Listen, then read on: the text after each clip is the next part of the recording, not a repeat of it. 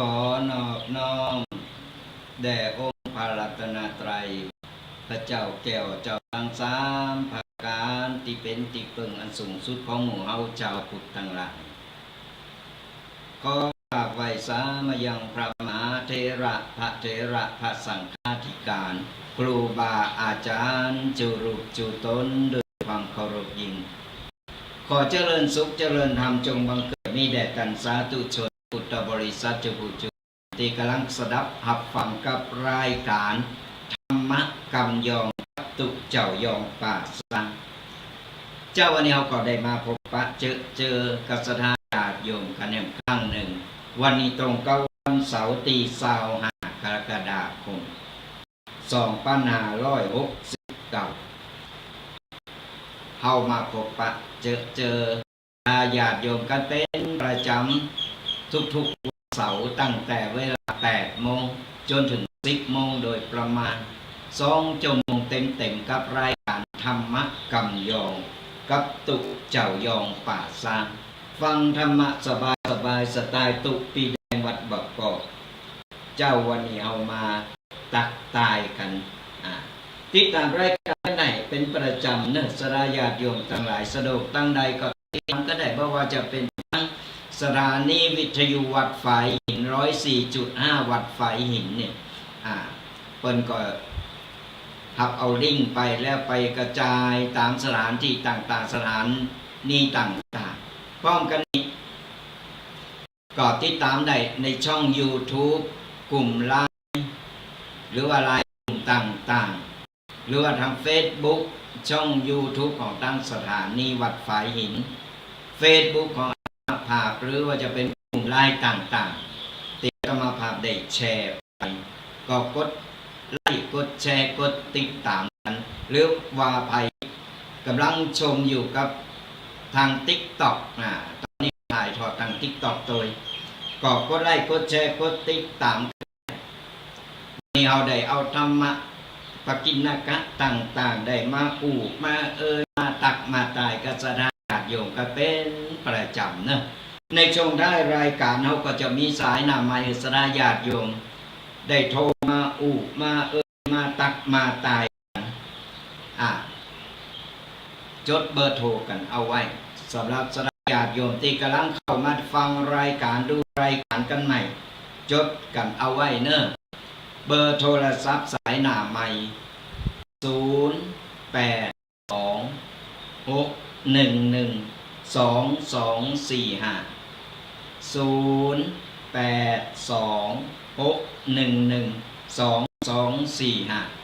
ก็โทรมา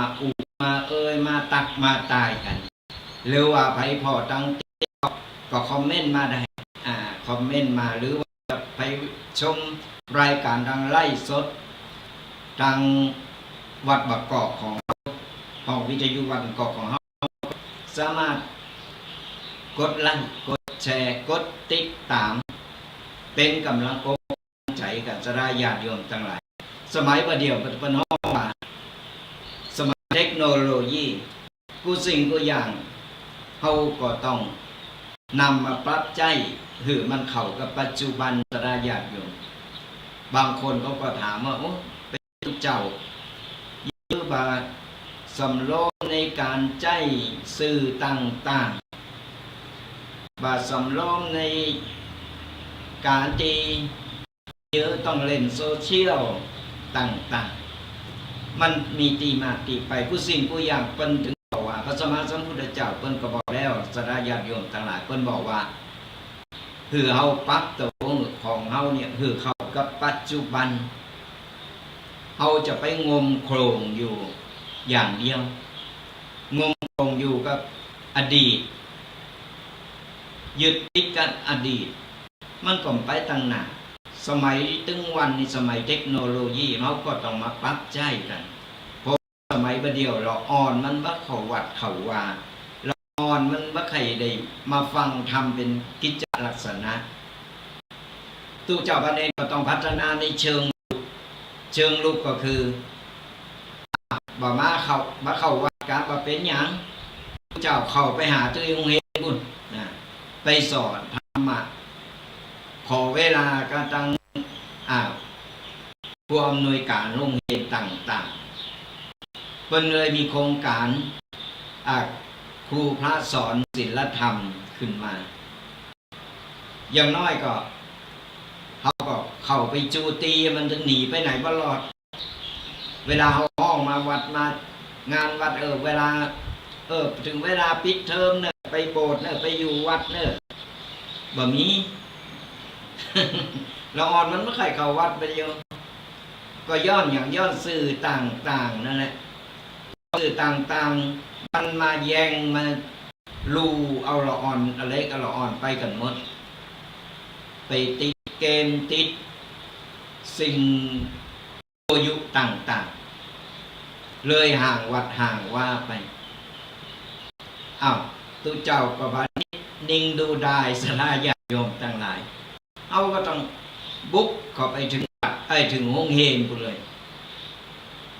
ไปขอเวลาไปก็เลยจัดมีครูพระสอนศีลธรรมประจำโรงเรียนและมีการเข้าค่ายคุณธรรมจริยธรรมเพื่อที่จะเหือเราอ่อนมันได้ซึมซับ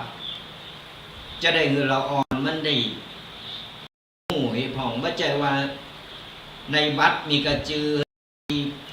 สำเนาทะเบียนบ้านมีกาศาสนาพุทธ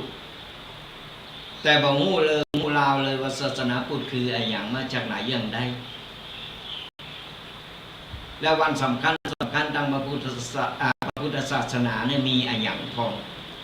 เขาจะฮู้จักเกิดเขาบ่ฮู้จักหรอกสมัยบัดเดียวมันจะเหมือนสมัยตะก่อนเนี่ยโอ้ยพอปิดเทอมมาปุ๊บก็ไล่เข้าวัดหมดพอใจแม่ยิงก็เอาจุยแม่ก็บ้านก็จองเอามาคัดเกาจิตใจมาเป็นไขโยนี่มาโบสถ์มาดูร้อนนี่มาโบสถ์เข้าภาษาเนี่ยเอาที่สะดวกกันแต่บัดเดียวไปไล่เอาเตอะไปพ่อแม่จุร้อนโลนหนีกันนั้นตุเจ้าก็ไปโจรโบสถ์นี่นะมันเป็นอีแต่เพราะฉะนั้น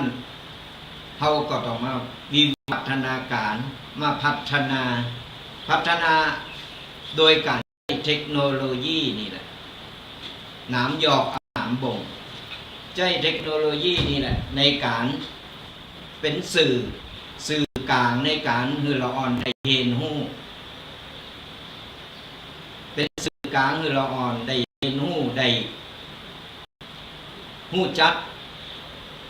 อย่างน้อยก็เป็นการคัดเก้าจิตใจเหือละอ่อน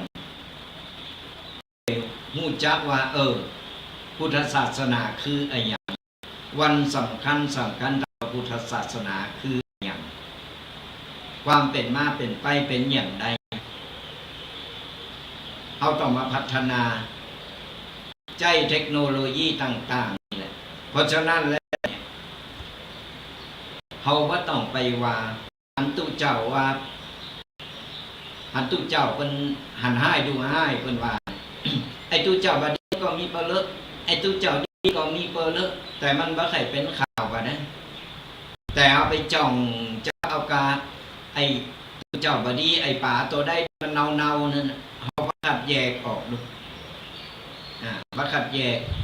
เขาเหมาโลมไปหมดมันถึงบัดนี้เป็นตุเจ้าสบายจะตายโอ้ใครหือมาโบสถ์ใครว่าตุเจ้าสบายมาโบสถ์พอเจอสลายญาติโยมลองมาโบสถ์แล้วเจ้าหูก่อนมันสบายก่อนมันดีเหมือนว่านั่นนะป่านนี้บ่มีน้อยบ่มีหนานเพิ่นซึกออกไปเพราะอะไรอย่างนี่แหละสลายญาติโยมต่างหลายเขาก็เลยต้องใช้เทคโนโลยีเนี่ยเป็นสื่อกลางในการเผยแผ่พระพุทธศาสนาเพราะฉะนั้นแล้วเขาจะไปหันให้ดูให้จะไปติไปตวายเปิ้นมันจะเป็นบาปเป็นกรรมเข้าโตเก่าก็ฝากเป็นข้อคิดในเบื้องต้นหรือกษณะญาติโยมกันกว่าหันลายตีหลายตั้งบางทีพระกัลยาณมิตรพระเปิลกันเนี่ยไล่โซกันคือธรรมะกันก็โดนโจมตีโด มันว่าอย่างนั้นอย่างอีกเราต้องสนับสนุนเราต้องพัฒนาเพราะทุกเจ้าประเดี๋ยวเพิ่นเตะเพิ่นก็เพิ่นห้องมาต้องปรับให้มันทันสมัยขึ้นมาปรับนะไม่ใช่มันนั่งฟังทั้งตั้งใจฟังทำเนอะแล้วก็เนื้อโมบ้าใจอย่างอันญาติโยมทั้งหลายฟังได้กรรมสองกรรมรับละยังบ่ตั้งซาแล้วรับเป็นหมดประเดี๋ยวเพิ่นพัฒนาเพิ่นมาพลิกแพงพลิกแพงคือมันทันสมัยคือมันบางครั้งก็ต้องใช้ภาษาวัยรุ่นตัวเพราะว่าเราต้องเน้นหลายอย่างฟังได้ฟังธรรมะประเดี๋ยวฟังได้ถึงคนเฒ่าเด็กละอ่อนไปยิงก็ฟังได้หมดฟังได้บ่เบื่อหน่ายเขาต้องพัฒนาการเตะกันขึ้นมาพัฒนาการเตะกันขึ้นแล้วแต่ว่านิสัยของไผ่ของมันน่ะเพราะฉะนั้นเราฟังธรรมะเขาก็ฟังแบบสบายเขาจะไปจ้องอคติจ้องจับผิด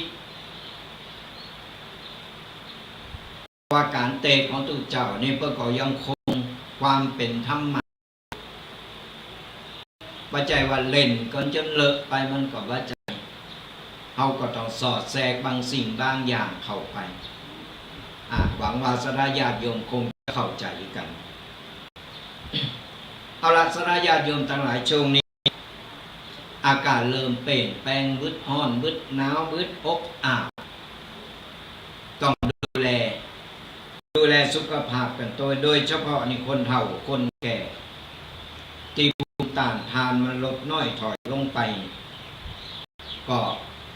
ต้องดูแลสุขภาพกัน2 วันมานี่รู้สึกอบอ้าวแต่ว่านี่ร้อนสระญาติโยมทั้งหลายวันนี้ก็รู้สึกจะอบอ้าวมาแล้วบึดก็ฝนบึดก็ร้อนก็ยังว่าเนี่ยธรรมชาติมันมีการเปลี่ยนแปลงมันก็มีอะไรอย่างติเต็งแต่แน่นอนเสมอไปในเมืองมันเปลี่ยนแปลงเฮาก็ต้องปรับปรุงพัฒนาโตของเฮาตัวเฮาต้องป้องกันไว้ก่อนล้มป่วยล้มเป็นไข้เจ็บไข้ได้ป่วยมาแล้วมันลำบากเป็นโรค1ก็โรค2โรค3โตยมามันถึงไหลกันมาโรคก่อนไผว่าเป็นหยังบ่มีโรคประจำตัวก็ถือว่า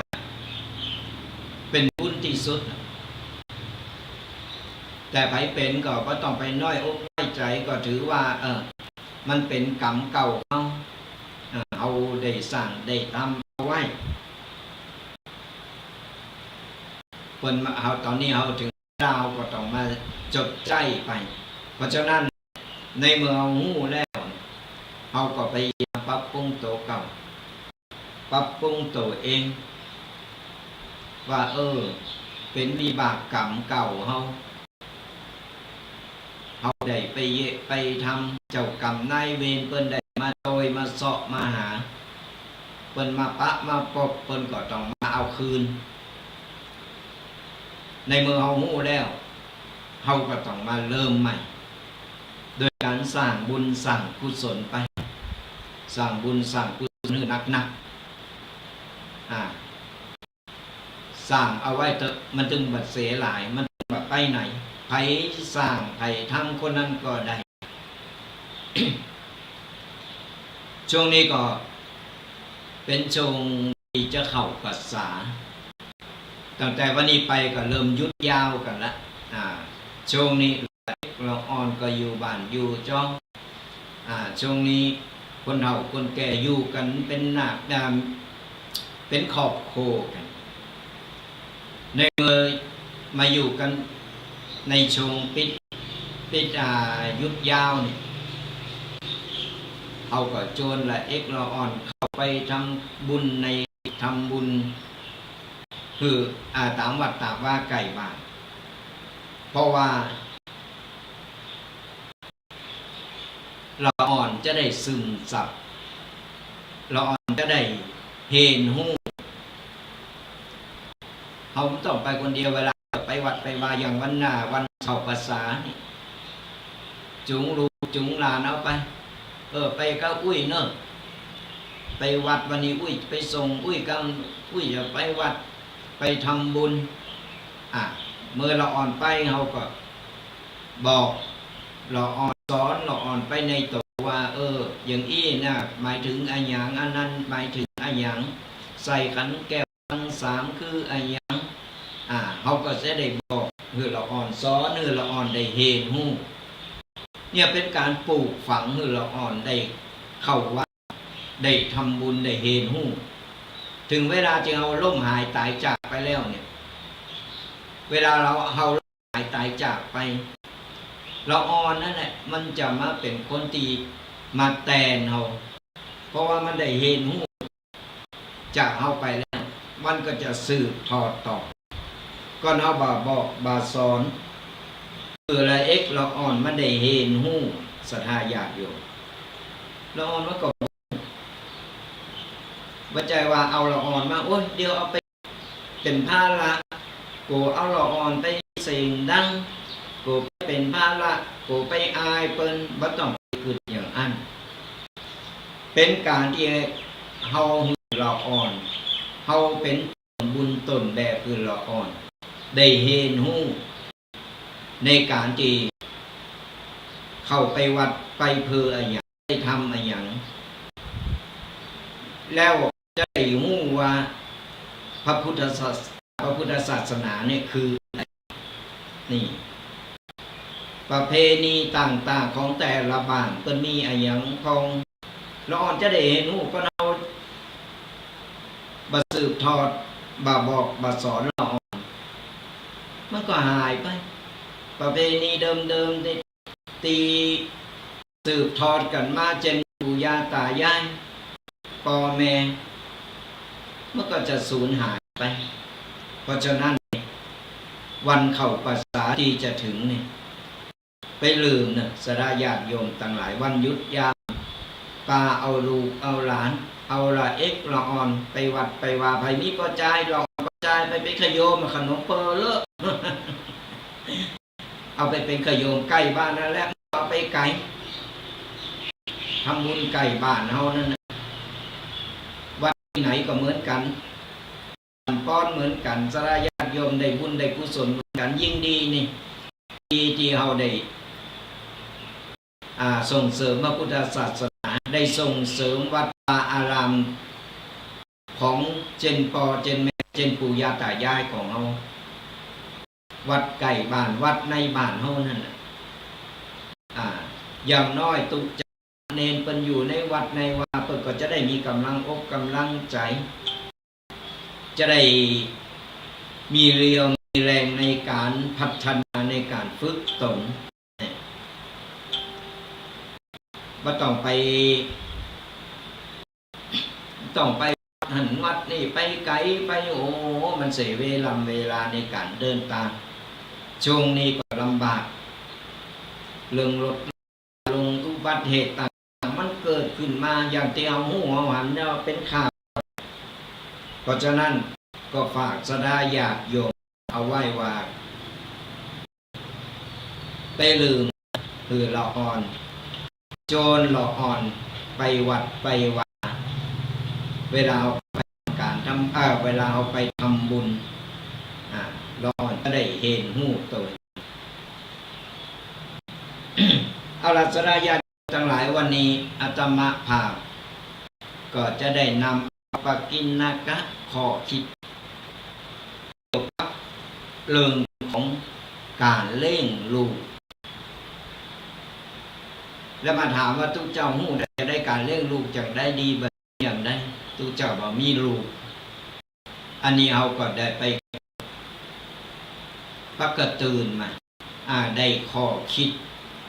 ที่เราจะนำมามาบอกคือกษัตริย์ญาติโยมที่เป็นที่กำลังเริ่มสร้างครอบครัวกันว่าจะได้เป็นต้นบุญต้นแบบมือละอ่อนอย่างได้เขาจะสอนลูกอย่างได้เลยไปยิบยกเอาป ปกตื่นของคนจีนเพิ่นสอนลูกคนจีนเพิ่นเล่นลูกเอาก็เลยยิบยกมาเอามาเล่าสู่สถานญาติโยมได้ฟังว่าอย่างน้อยเนี่ยเขาเอามาปรับใจในชีวิตครอบครัวของเราพออ่านแล้วมันหือขอบดีเก้าข้อด้วยกันสดายาโยมต่างหลายข้อที่ว่า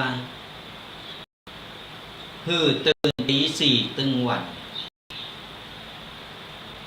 คนสอนลูกคนจีนคนนี้คนสอนลูก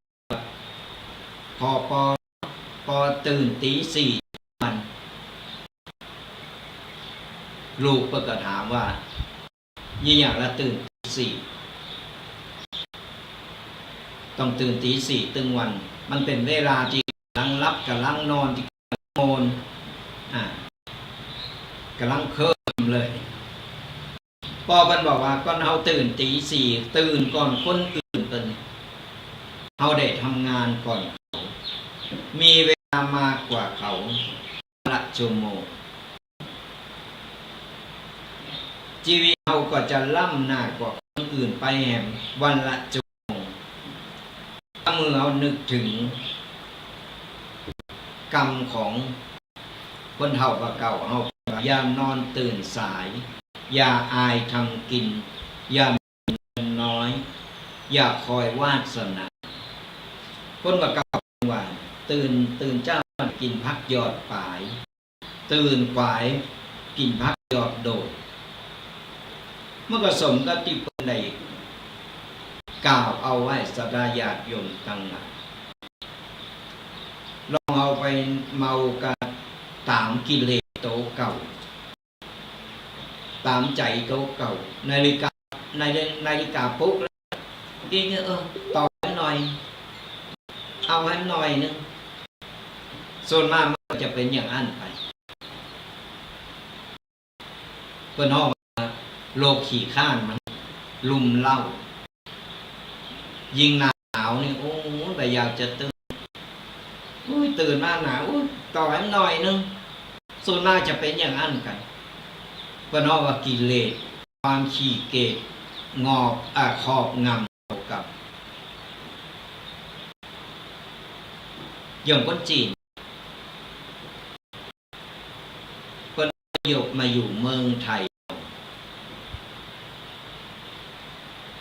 เสือพื้นหมอนใบแต่มาโดยความขยันขันแข็งมาโดยความมุ่งมั่น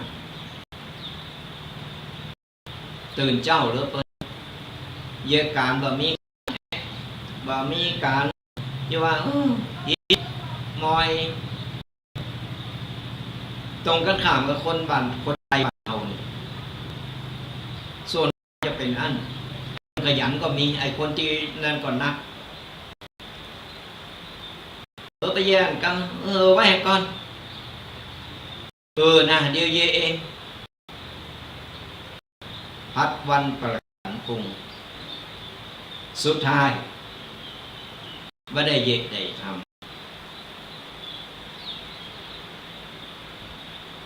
ตัวอย่างคนจีนเป็นอพยพมาประเดี๋ยวเป็นอย่างไรแต่ละคนเป็นเจ้าของกิจการเจ้าของร้านทองเป็นอาเซ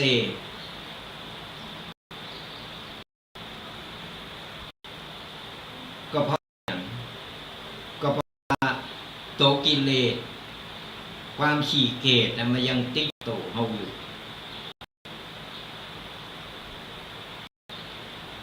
เนี่ยก่อนเฮาได้ตื่นเจ้าเฮาขยันการงานของผู้สิ่งผู้อย่างเฮามันก็จะล่ำหน้าเกินไป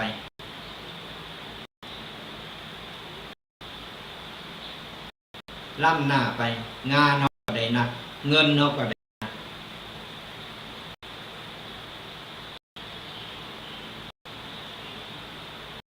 เวลา24 ชั่วโมงเต่ากันหมด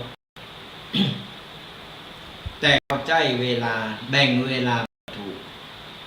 แต่ก็เอาตั้งระเบียบวินัยกับชีวิตของโตเก่าเขาจะใช้เวลาอย่างถูกต้องเวลาอย่างถูกต้องเลยเขาบริหารเอา24 ชั่วโมงเขาจะนอนกี่ชั่วโมงจะรับงานกี่ชั่วโมงเวลาพักผ่อนกี่ชั่วโมงจัดสรรปันส่วนเนี่ยก็น้องว่าจัดระเบียบคือกระโตเหมือนอย่างข้อที่หนึ่งที่เปิ้นว่าเปิ้นเปรียบเทียบคือลูกเปิ้นฟังว่าเปิ้นลุกตี4ตึงวันลุกก่อนคนอื่นเพราะอะไรอย่างทำงานทำอะไรอย่างทำธุระอะไรอย่างคือมันเสร็จเรียบร้อยและงานมีอยู่มันก็จะเรียบร้อยไปด้วยดีและเสร็จเร็วกว่าเพิ่นเขายังได้งานอื่นเพิ่มเนี่ยปน้องว่าคนขยันรู้จักแบ่งเวลานี่ก็สอนลูกคนว่าอย่านอนตื่นสายอย่าอายทำกินทำไปเถอะขอให้เป็นงานที่บริสุทธิ์ผิดกฎหมายผิดศีลธรรมงานอย่างทำไปเถอะแต่คนไทยเอางานอย่างนั้นเยี่ยมประจังเอาดูอีกงานนักงานแบบสมเกตงานแบบมีหน้ามีตาผัดขอ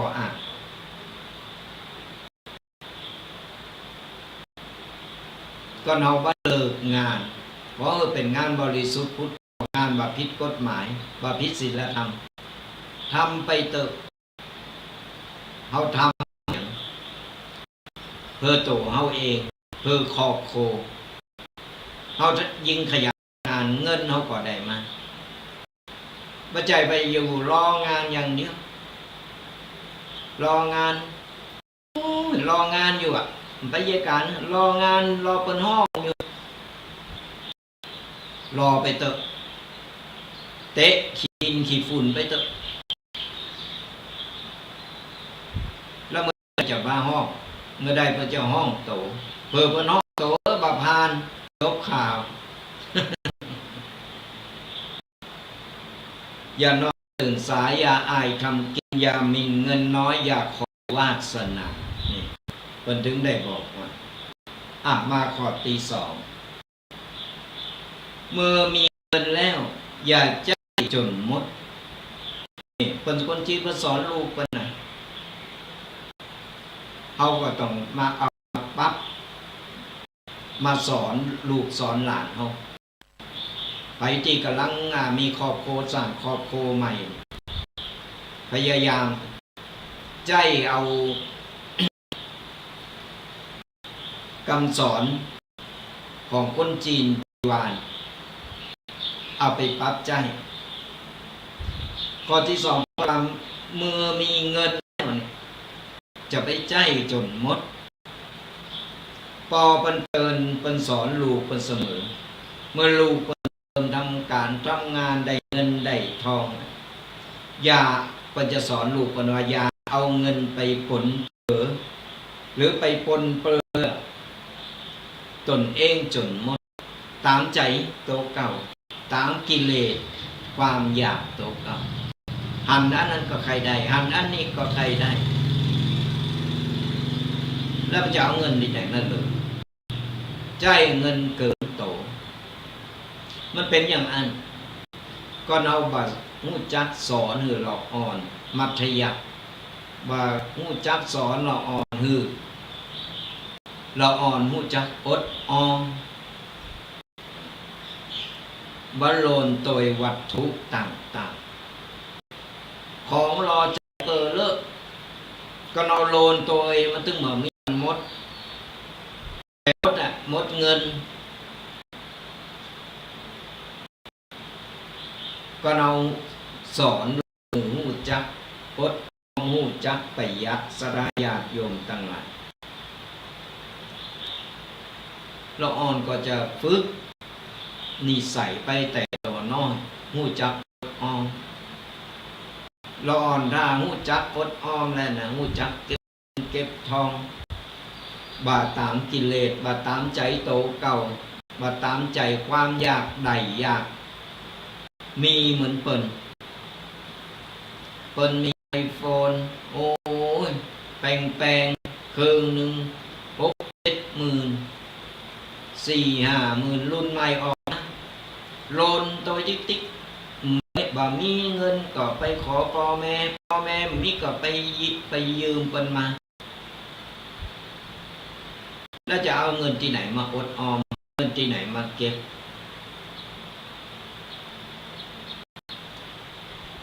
คนจีนเรานี่เปิ้นดึงได้สอนลูกเปิ้นว่าเมื่อมีเงินอย่าใจจนหมดเพื่อเอามาปนเปื้อโตเก่าคือเอานี่เอาไว้ต่อยอดด้วยการเก็บเงินไว้ลงทุนเก็บเงินไว้ขยายธุรกิจเก็บเงินไว้ขยายกิจการ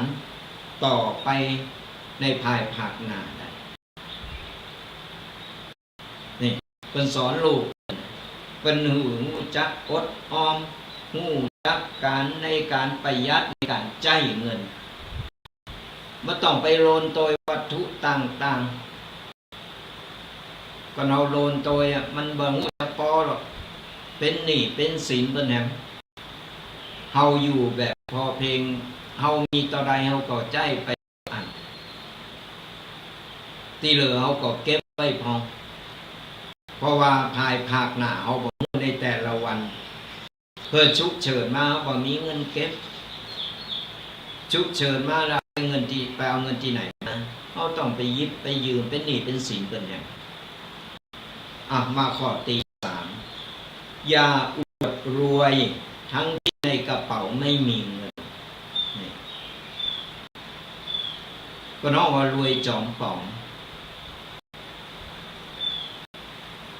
รวยจอมป๋องเนี่ยนะโอ้ยโกอายเปิ้นไปทำงานของถูกว่าใจเนมของแป้งรวยกระเปิดตั้งนอกก็ดูดีโปรไฟล์ดีดูดีทำเป็นโอ้ยรวยมีเงินฐานะดีแต่เบิ่งหลังไปแหมอย่างหน้ามือเป็นหลังมือเนี่ยคนจีนเป็นสอนลูกเป็นว่าเฮาบ่มีตังค์เฮาไปโอดรวยทำตัวมือสมฐานะของเฮานี่มันต้องไปเบ่งไปโอดกับเปิ้นสอนลูกเพิ่นว่าไอ้รูปร่างภายนอกมันเป็นของธรรมดาของมนุษย์แต่เรื่องปากต้องมาก่อนเฮาทำงานเพื่อหาเงินมาเลี้ยงครอบครัวเลี้ยงโตเฮาได้เงินมาเฮาเก็บอดออมเอามาซื้อกินซื้อใจภายในครอบครัวของเราแต่เวลาเราบ่มีแต่ไปอวดรวยเขาก็บ่มีจะกิน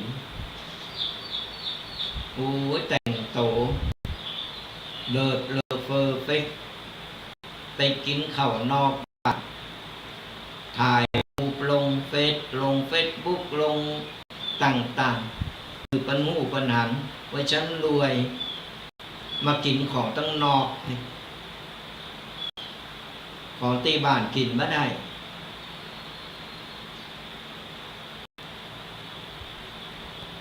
แต่ตรงกันข้ามคนจีนคนนี้เปิดสอนลูกเปิดคือเอาปากต้องมาก่อนหน้าตาไว้ทีหลังก่อนเอาเก็บเงินได้แล้วเอามีเงินมีทองมาแล้วเนี่ยว่าโอ้จะไปแปลงจะไปเสริมไปแต่งจะไปได้ก่อนได้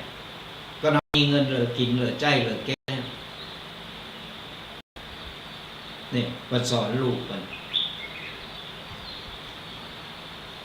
เพศรวยแต่เปิดเงินในกระเป๋าก็มีบางทีก็ไปยิบไปยืมเป็นโกเสนา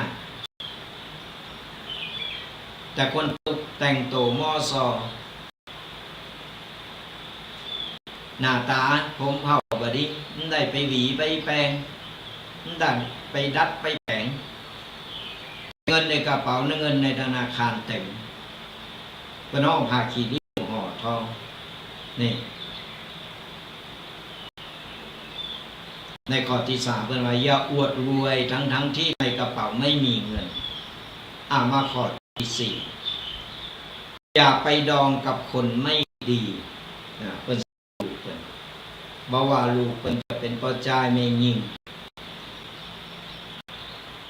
เป็นสอนลูกเป็นว่าอย่าไปดองจะไปผูกมัดหรือว่าไปผูกเคยหยาดกับคนตีบดีหรือว่านิสัยบดีหากลูกหลานมีครอบครัวไปแต่งงานกับคนบดีตระกูลบดีเป็นนักเลงติดยาติดการพนันขี่โกงหันแก่โตบ้าหักอยากตีน้องเอาไผ่ดองกันไปมีแต่จะสร้างความเดือดร้อนถึงตระกูลเพราะคนจีนเขาผูกพันกันเกี่ยวพันกันเป็นครอบครัวแต่น่ะสดาญาติโยมทั้งหลายคนจีนเพิ่นเป็นครอบครัวใหญ่เพิ่นหักตีหักน้องเพิ่นกันเป็นกันช่วยเหลือซึ่งกันและกันเพิ่นถึงบอกว่าจะมีลูกมีเมย์จะมีลูกมีผัวต้องดูหือดีก็เอาคนบดีเข้ามาเหมือนจับซึกเข้ามาทำหือตระกูลเดือดร้อนมีปัญหาเนี่ยมันอย่างนี้มันก็เป็นเรื่องจริงนะจะได้อยู่ตั้งหลายเป็นเรื่องจริงเต่าที่พ่อมาแล้วจากตระกูลดีๆเป็นสอกว่ากินดำมาหากิน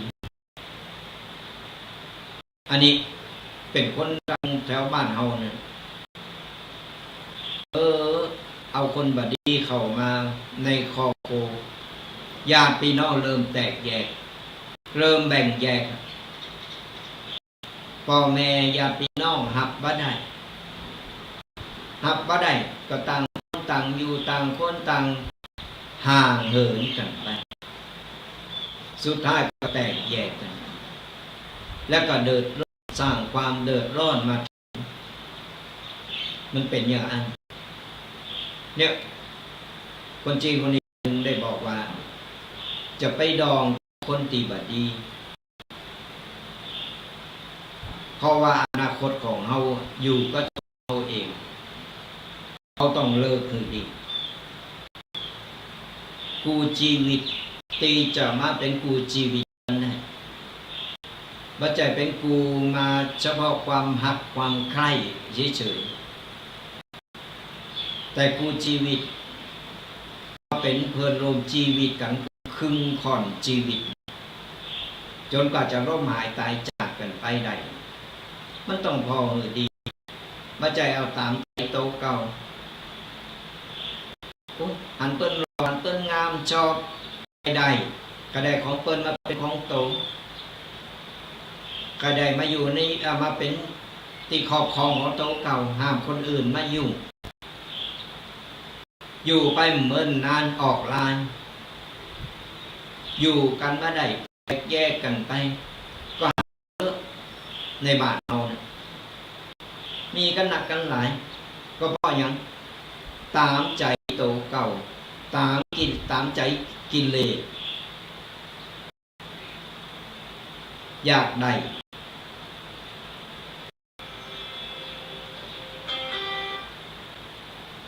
ข้อต่อไปข้อที่5จงอย่าขายอาหารอย่างเดียวจงอาหารอย่างเดียวแต่อย่าขายอาหารตามสั่งหลายอย่าง นี่เปิ้นคือข้อคิดลูกเปิ้นเนี่ยอย่างคือขายอาหารจานเดียวบ่ต้องไปขายหลายๆเปิ้นคือข้อคิดกับลูกเปิ้นว่าอาหารจานเดียวขอเอาทำมือมันลำทำมือมันอร่อยจะอยู่สุดซอยปลายซอยอย่างนี้คนจึงติดตามเข้าไปอันนี้ก็เป็นเรื่องจะเรานอกหูฟังสดาญาติโยมอาตมาภาพตอนนั้นเป็นโยมอยู่ใจชีวิตอยู่ที่กรุงก็ไปปะล้านหนึ่งอยู่แถวเยาวราชคนนี่ปวดโทธโมสังโฆคนอยู่ปลายปุ้นหน้าใต้ซอยปุ้นนะรถเข้าก็ถึงต้องเตวเข้าไปนะก็นอกว่าร้านบะหมี่ยาจกอาตมาพาไปหาแล้วเขาก็มานั่งกึดว่าเนี่ยคนเรามีฝีมือลำเยะหืดถูกปากถูกใจคนกินอยู่ที่ไหนก็ดึงโตยไปเปรียบเสมือนจ้างเพลิงในป่าใหญ่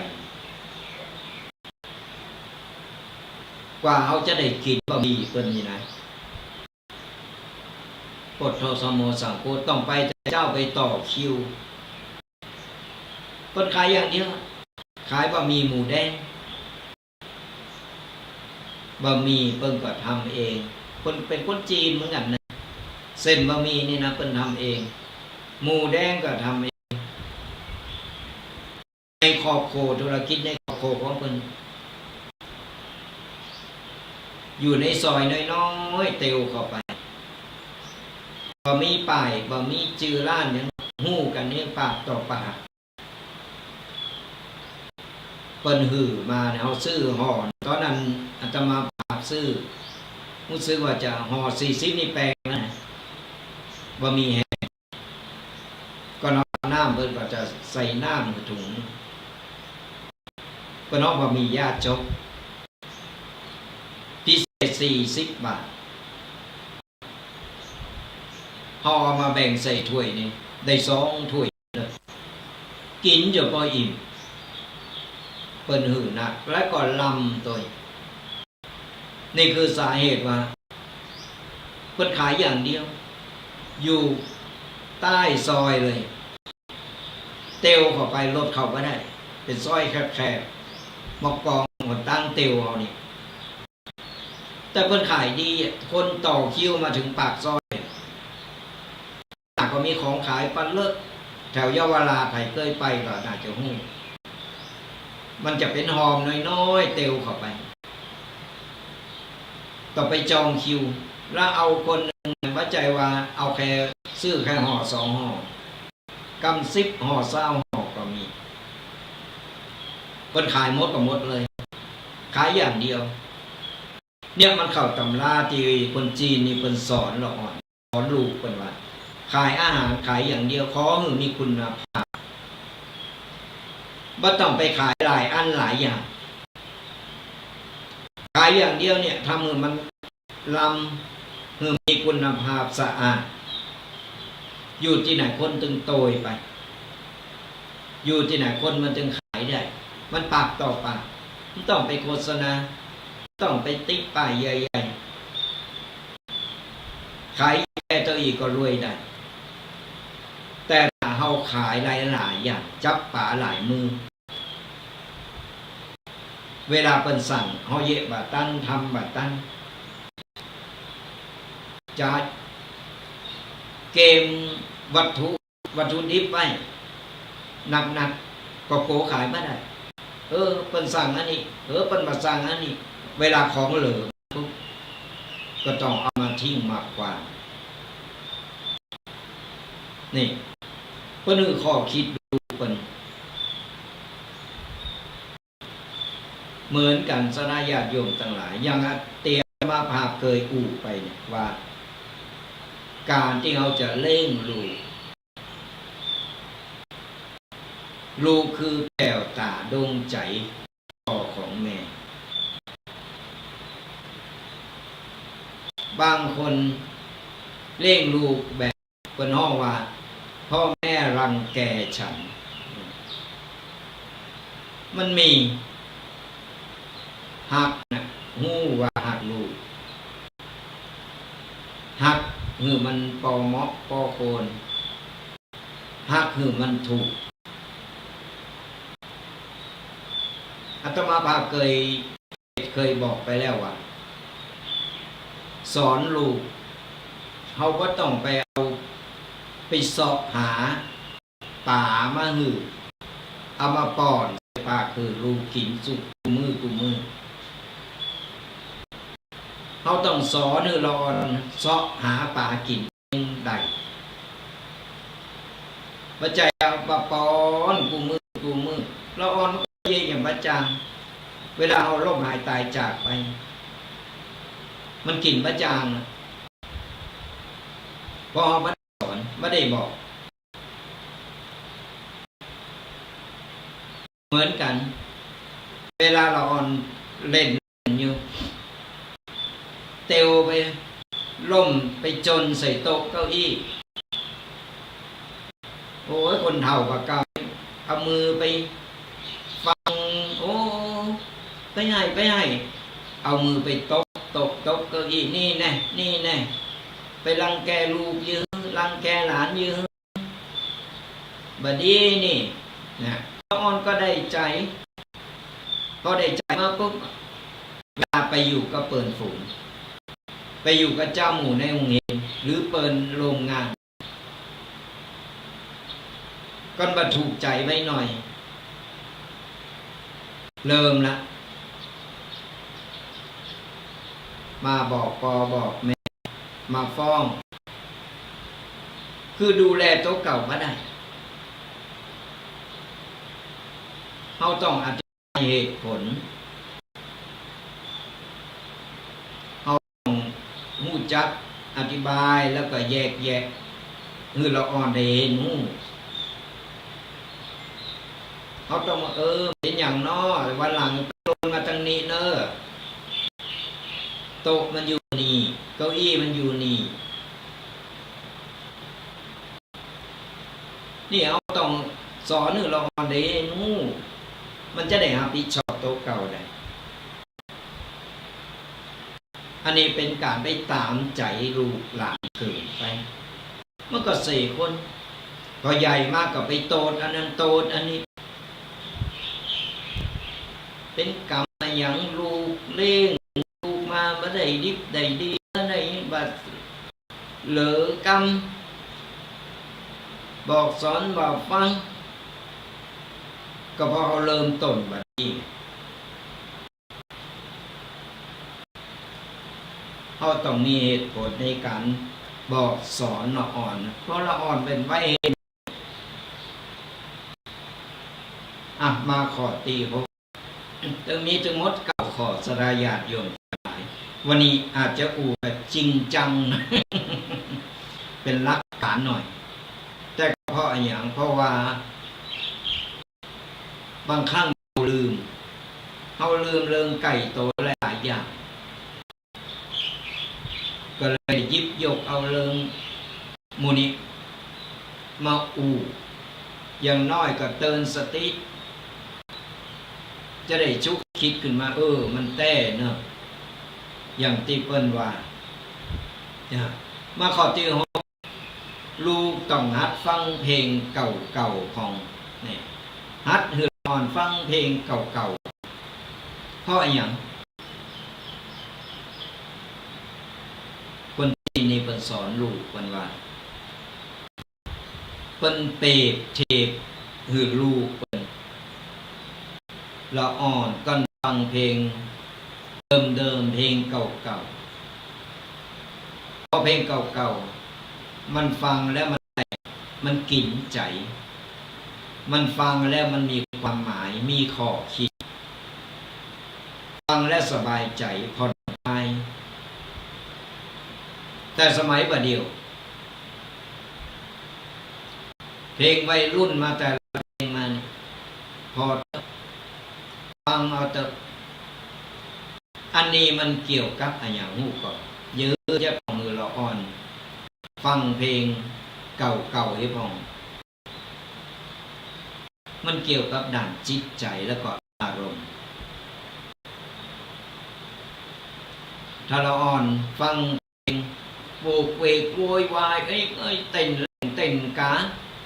ตีนั่นตีนี่โอ้เป็นเรื่องเป็นเล่าเนี่ยเป็นเพลงที่มันเล่าที่มันปลุกระดมจิตใจเขาเป็นอย่างจิตใจเขาก็จะไปอย่างนั้นจิตใจเราอ่อนถ้าปลูกฝังแล้วก็ถ้าเราอ่อนฟังเพลงอย่างนี้ตลอดเราอ่อนจะเป็นคนอย่างตรงข้ามครับเราอ่อนฟังเพลงจะเย็นฟังเพลงสบายค่อยไปตามอารมณ์เพลงเราอ่อนจิตใจเย็นอารมณ์เย็นหูจักคิดหูจักมีเหตุผลมันตรงข้ามกันสมัยประเดี๋ยวไปฟังเถอะเขาก็บอกหูว่ามันผ่านนึกมันผ่านออกมาได้อย่างไรเพลงประเดี๋ยวนี้ปวดต้องลามกจึงเพลงเขาขนาดเขาฟังมาได้อะยังเอ๊ะมันใจอยู่อ่ะมันแมนเพลงก่อนทำคอนเทนต์มาได้เขาก็ว่าเขาแล้วคนบ่าแคนเซอร์เซนเซอร์กันฮะพอกำอูออกมาชัดเต็มเป็นเพลงไอ้ละอ่อนวัยรุ่นภาคอีสานเป็นนักห้องลูกทุ่งนี่นะแต่นึกอย่างใดว่าเข้าใจไปเป็นแนวห้องลามกตึงเพลงเสียได้ละอ่อนหนุ่มคนนี้แล้วนึกอย่างใดถึงไปแต่งเพลงอย่างอันอื่นละอ่อนห้องเขาฟังแล้วบอกโอ้ยสดายอยากอยู่ฮับมาได้เนี่ยแล้วถ้าเป็นเอกละอ่อนวัยรุ่นเหมือนกันไปมาเห็นเอาห้องละอ่อนในเวลามันใจเพลงไหนมันห้องมันก็จะห้องตัวนั้นแล้วมันสื่อละอ่อนเนี่ยได้หู้ถึงว่าละอ่อนอย่างไรเนี่ยต้องดูแลสระญาติโยมทั้งหลาย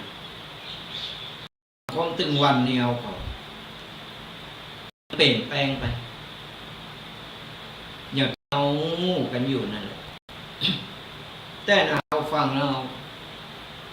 มันน่าจะมาออกมาเป็นเพลงมันน่าจะปล่อยผ่านมาได้แต่เอาไปห้ามกันไม่ได้เอาห้ามหูเขาดีกว่าห้ามหูเขาบอกฟังเขาเจลหนี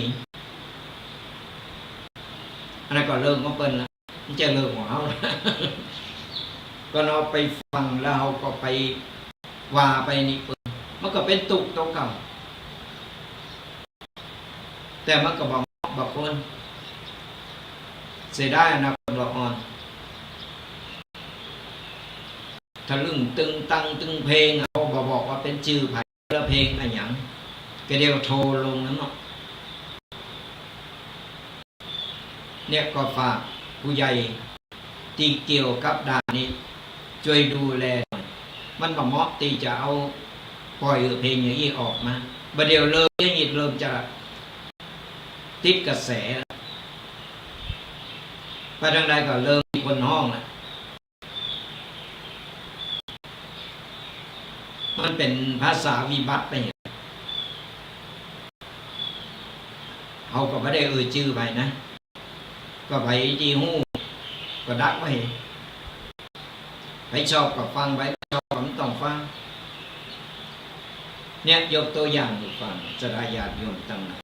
เราอ่อนมันเป็นไว้เห็นหูเขาปลูกฝังอย่างใดเราอ่อนมันก็จะจำอันนั้น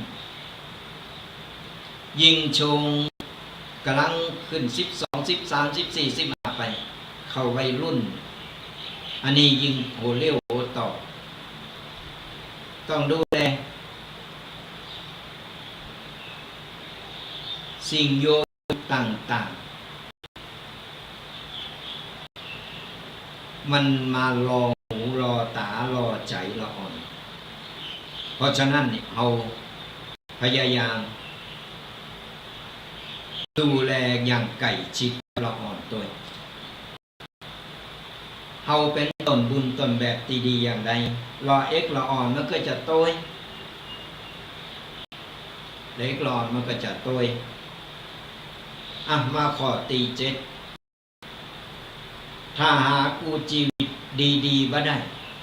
ก็บ่ต้องไปมีดีกว่านี่คนจีนคนสอนลูกคน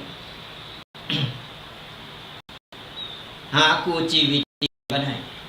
ก็บ่ต้องไปหามันบ่ต้องไปมีมันอยู่อย่าตูเจ้า สบายบ่ต้องไปโหงไปหาตอนไผได้ต่อใดมีต่อใดเฮาก็กินต่ออันมันต้องไปมันต้องไปหามันไปไหนมันมีกิ๊กก็มีกอกก็มีกักก็โหงหน้าพะวงหลัง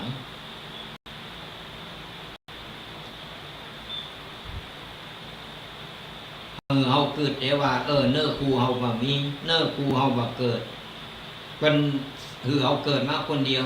ก็โดยวิธีกรรมหยังก็แล้วแต่บางคนก็บอกเป็นกรรมดีบ่มีครอบครัวบางคนมีครอบครัวมีคนมาขอมีคนมาใครได้แต่บ่อยากมีก็มีมันยึดนานาจิตมันอยู่ติดจิตใจของใครของมันของอย่างอี้บังคับมาได้เพราะฉะนั้นการจะมีกูบ่มีกูมันไม่ใช่เป็นกรรมเป็นเวรมันอยู่ติดจิตใจอยู่ตีจิตใต้สำนึกของคนเฮา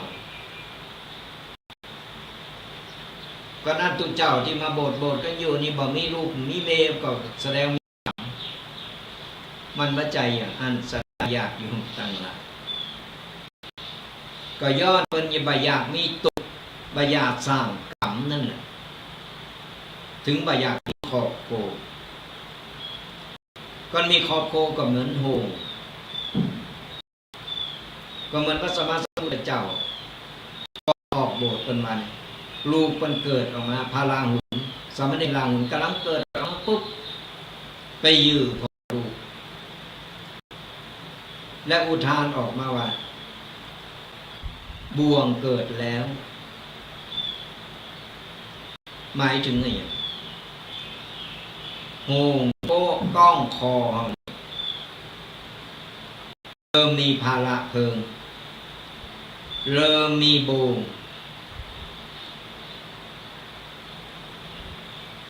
ลองเขามีครอบครัวเขาอยู่คนเดียวเขา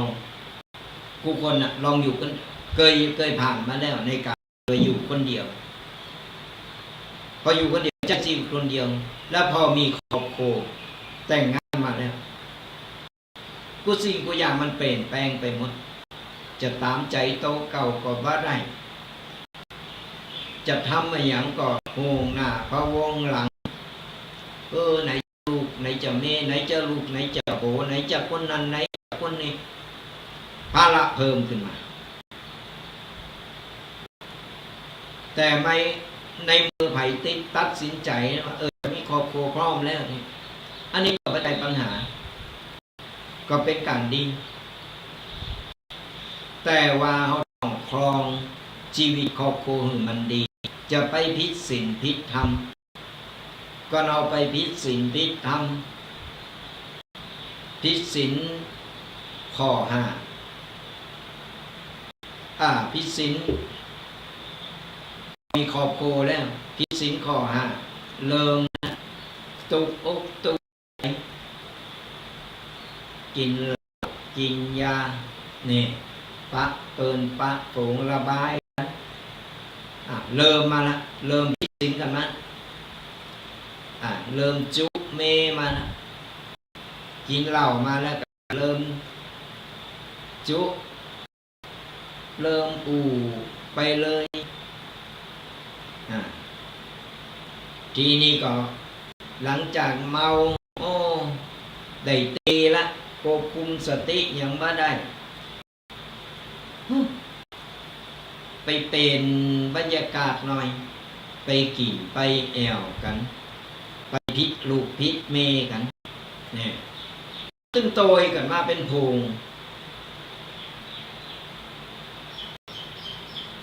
เนี่ยถึงบอกว่าคนเราเกิดมาตึงวันจะมีครอบครัวก็ดีบ่มีครอบครัวก็ดีบ่ผิดบ่ถูกมันจะเป็นกรรมเป็นเวรอะไรอย่างแต่มันอยู่ที่ด้านจิตใจของเราก่อนไผพร้อมที่จะชีวิตครอบครัวพร้อมที่จะมีครอบครัวเราก็ต้องเริ่มปรับปรุงเปลี่ยนแปลงตัวเก่าความรับผิดชอบมันต้องเพิ่มพอหูอยู่แล้วแต่งงานกันไปแล้วก็เริ่มมีภาระเริ่มมีโฮมขึ้นมาเริ่มมีลูกมีเต่ากันขึ้นมานี่คือความรับผิดชอบมันจะมีลูกแล้วก็ปล่อยอันนี้เป็นคนที่ว่ามีความรับผิดชอบปล่อยเป็นของสังคมไปใครตัดสินใจบ่มีครอบครัวขออยู่คนเดียวไปจนตายก็เป็นการดีอย่างนั้นก็คือไม่ต้องมีโฮงมีภาระไม่ต้องมี สิ่งอย่างที่มาโกรธอกมันอยู่ที่เราตัดสินใจเองบ่ผิดบ่ถูกทุกเจ้าก็ตัดสินใจบทตลอดชีวิตเพื่อศึกษาพระธรรมวินัยเพราะมันมีเป้าหมายของมันมันเป็นการดี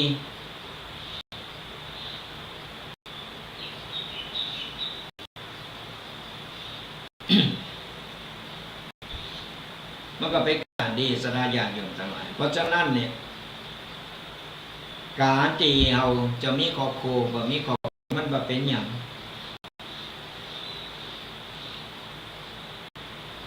มันอยู่ที่ว่าเราพร้อมต่ออันมาข้อที่8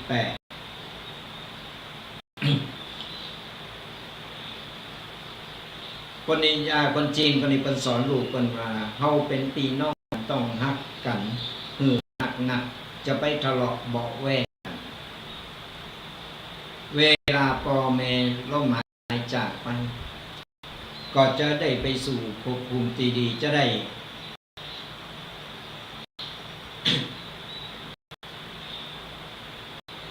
นอนตายตา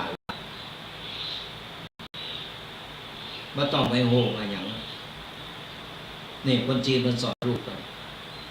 แต่คนบ้านเฮานี่โซนมาก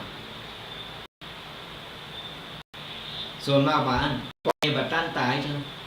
แย่งลูกสมบัติกันนะถึงขาถึงฟันถึงแต้ตายก็เพราะอย่างความโลภ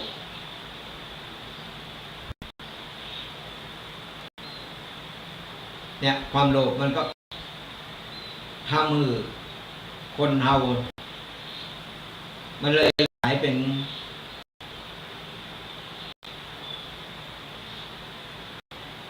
ทำมือปีน้องต้องแตกแยกกันก็เพราะอย่างเพราะความโลภแต่คนจีนมันอันคนสอนคือครอบครัวแม้แต่พ่อแม่ล้มหายตายจากไปแล้วก็ตามแต่ว่าลูกหลานยังสืบต่อยังเป็นโตอายก็ต้องเป็นเก้าต่อไปเป็นเก้าเป็นกั้นอยู่คอยดูแลน้องๆสืบทอดกิจการสืบกันต้นตระกูลกันนี่มันตรงกันข้ามแต่ทั้งนี้ทั้งนั้นการเป็น พี่เป็นน้องกันนักนิดเบาหน่อยก็อภัยกันไปจะเรื่องความโลภมาครอบงำเพราะว่าเวลามีครอบครัวแยกย้ายกันไปแล้ว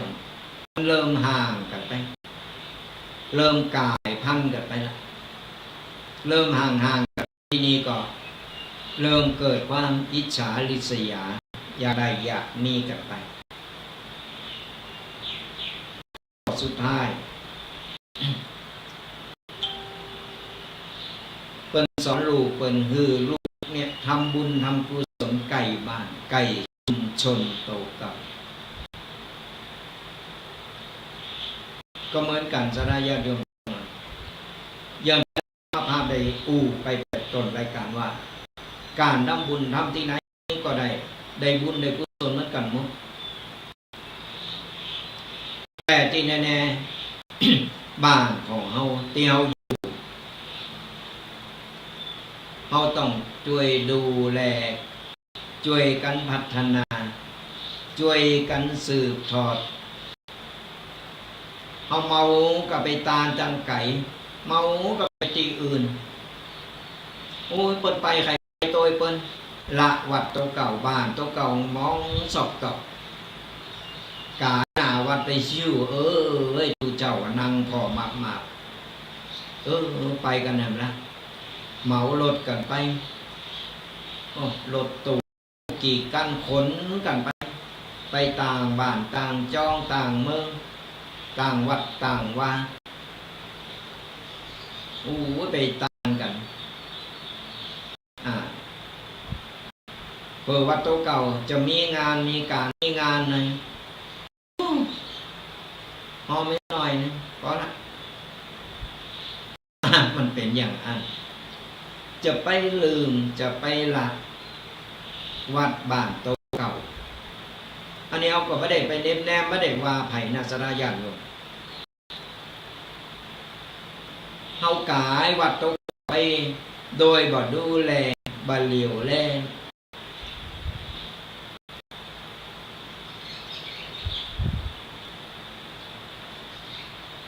บ่เดียวแลบ่ดูแลมันบ่เกิดมันบ่ทำมือเดี๋ยวสักกรรมนึงสดายาโยมทั้งหลายพอดีพบห้องทางเทคนิคหน่อยนึงเขาเมากับไปที่อื่นเขาบ่าดูแลวัดวาอารามเมื่อก็มองตอบกันตู้เจ้าพระในวัดในวาที่เพิ่นเฝ้าวัดเฝ้าวางเฮาเพิ่นจะอยู่จะกินอย่างไรเวลาเฮาเจ็บไข้ได้ป่วยเฮามีปัญหาหรือว่าเฮาล้มหายตายจากไปเอาไปวัดไหนตู้เจ้าที่ไหนไปสวดหรือไปทำพิธีก็นิ่มป้นวัดโตเก่าเพราะฉะนั้นมันดูแลทำนุบำรุงวัดโตเก่าตัวก่อนที่เราจะไปที่อื่นจะว่าห้ามเมื่อไปวัดที่อื่นนะคือเป็นการดีการสั่งสมบุญสระญาติโยมทั้งหลายการสั่งสมบุญทำได้กุฏิการทำบุญแต่อย่างน้อยก่อนที่เราจะไปทำบุญที่อื่นวัดอื่นเราก็ต้องดูแลวัด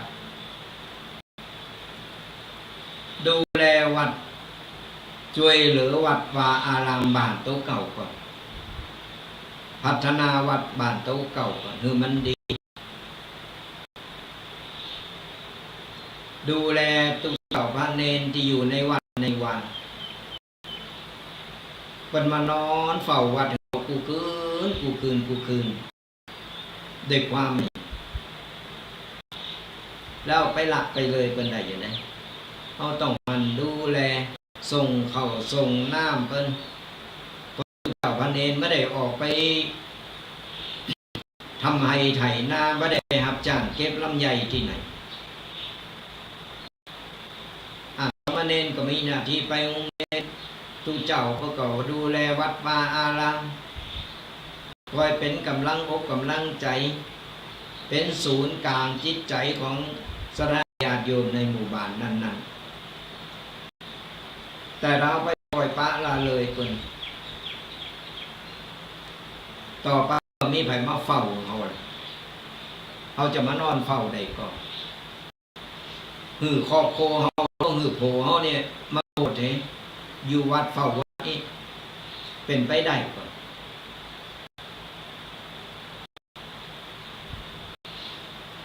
เขาต้องดูแลช่วยกันดูแลประเพณีต่างๆดีละบดีลืม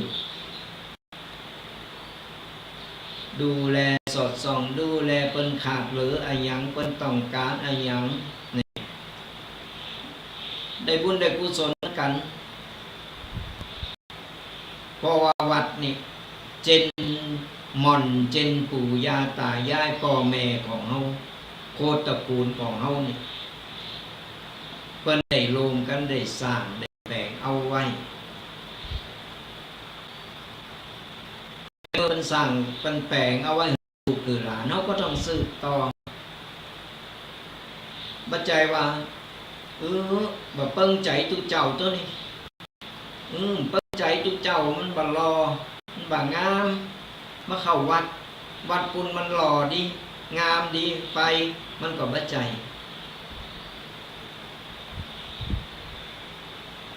บ่เปิ้งใจพระก็เก่งใจผ้าเหลืองเปิ้นเป็นตุเจ้า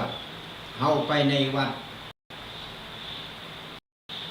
ตั้งใจไปทำบุญเราก็ไปทำบุญมันต้องไปเลิกตีหักมักตีจังจังตุนี่จังเนนนี่ไปดูขี่ข้านั้นนะมันก็บ่ถูกช่วยเหลือซึ่งกันและกัน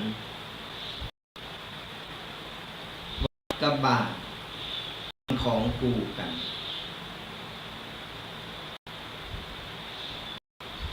กันวัดบ้านมาเข้ากันมันก็บรรลัยเดียวไปบ่หลอกแถมอย่างหนึ่งเวลามีตุเจ้าพระเนนไปอยู่วัดอยู่ว่าไปจำวัดจำพรรษาอยู่ในวัดในวาก็ตามจะไปคุยกันจะไปใส่ให้ป้ายสีพอดีพอให้ไปจ่องจับผิดไอ้ความคิดต่างๆกูคนมันมีเหมือนกันหมดเพียงแต่ว่าเราจะไปจ่องจับผิดโดยเอาตัวเก่าเป็นตีตั้งเคยอ่านมาหลายตีใจตุเจ้าตัวนี้มันบ่ยอมลงมือย่อมมือความลงมือ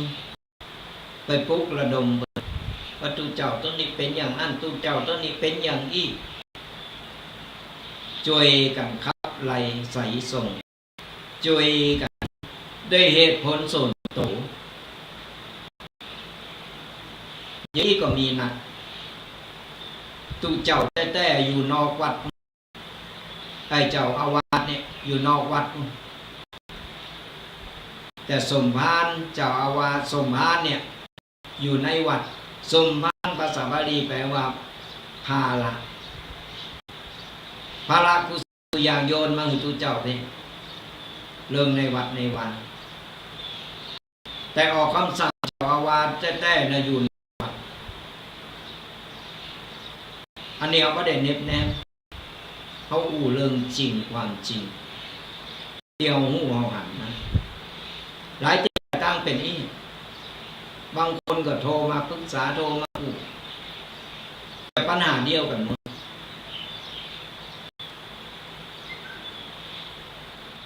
คนเดียวจะถูกใจหมดถึงหมู่บ้านมันก็เป็นไปไม่ได้มันอยู่ที่ว่าเขาจะจับดีหรือจับผิดเปิ่นก็เราจับผิดเอาหารแต่ความผิดก็เราจับดีเอาหารแต่ความดีมันต้องอารมณ์อร่วยช่วยเหลือกันไปผิดพลาดกันไป เล็กๆน้อยๆมันไม่เป็นคนเอาถอยคนละกะลานหน้าติมาจับมือมามาปรึกษากันใหม่มาปรับทัศนคติให้มันเข้ากันเนี่ยก็ฝากตึงมดเก้าข้อคติธรรมจากคนจีนที่เป็นสอนลูกได้ยิบยกมาสลาญาติโยมมาเล่าสลาญาติโยมได้ฟังลองมาเทปกันเพราะว่ามันเป็นเรื่องที่เกิดขึ้นจริงที่มีจริงแล้วมันสมกับที่ว่าคนจีนเปิ้นสอนลูกโซนมากแล้วได้ดิบได้ดีกันก็เพราะอย่างเปิ้นมีปรัชญามีหลักการในการสอน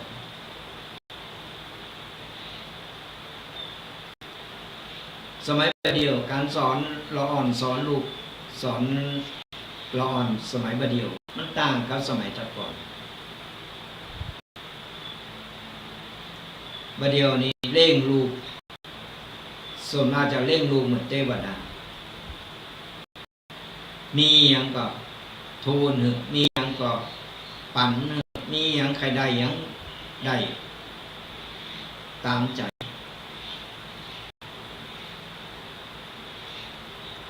ชอบเสาะป่าลูกกินอย่างเดียวโดยบัดสอนลูกเลยเสาะหาป่ากินเองของ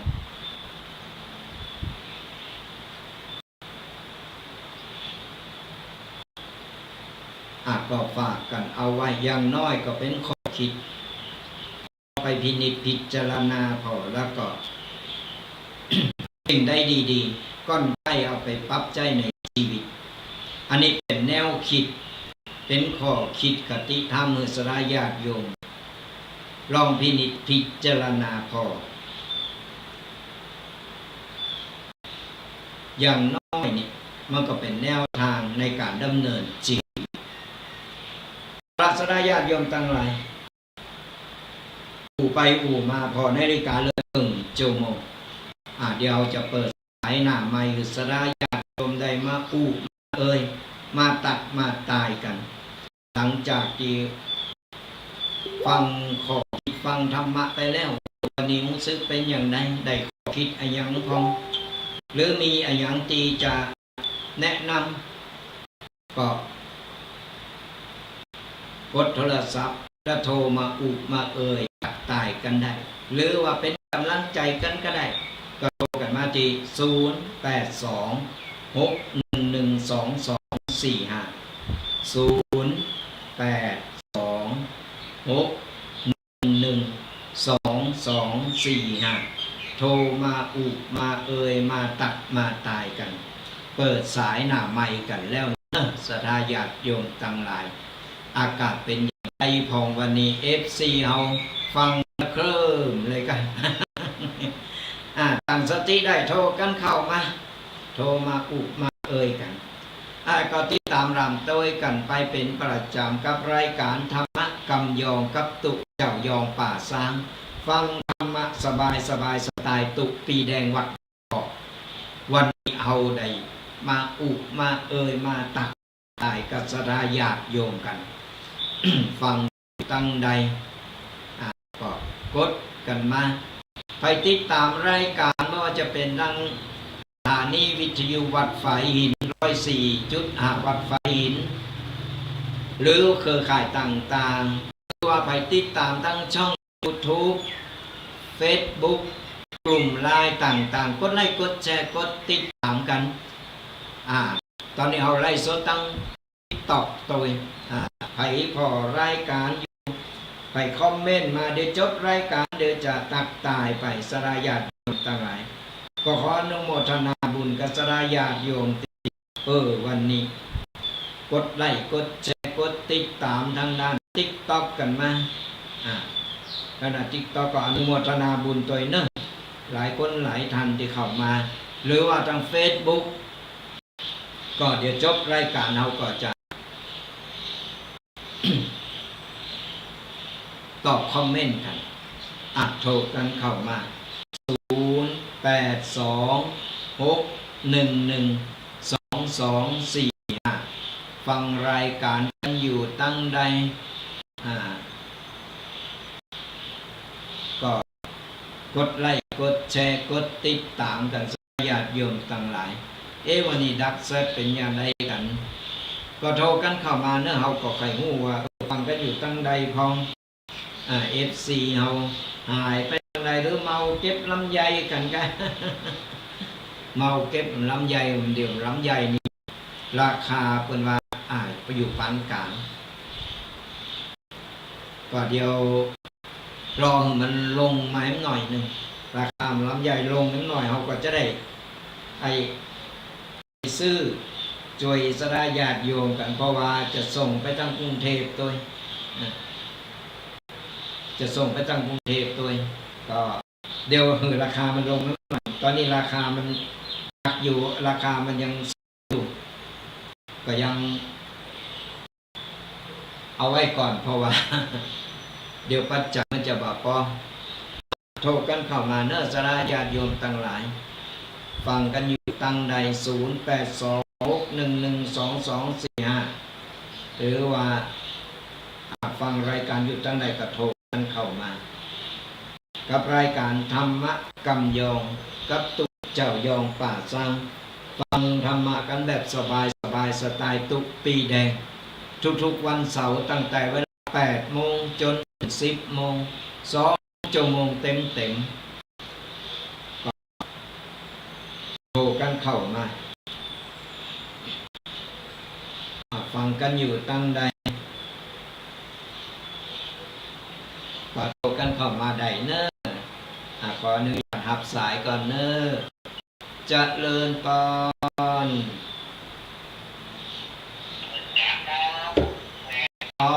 วันนี้เตวบุตรมาก่อนเลย เป็นได้วันนี้อากาศต้องปูนเป็นได้พ้องอากาศจะใสนะครับนอกนะมาพอมีฝนแล้วครับนอกกำลังดีดีมากเลยครับนอกแดดจะแร่แดดจะแร่บ้าง วันนี้ชัดเจนดีเนาะ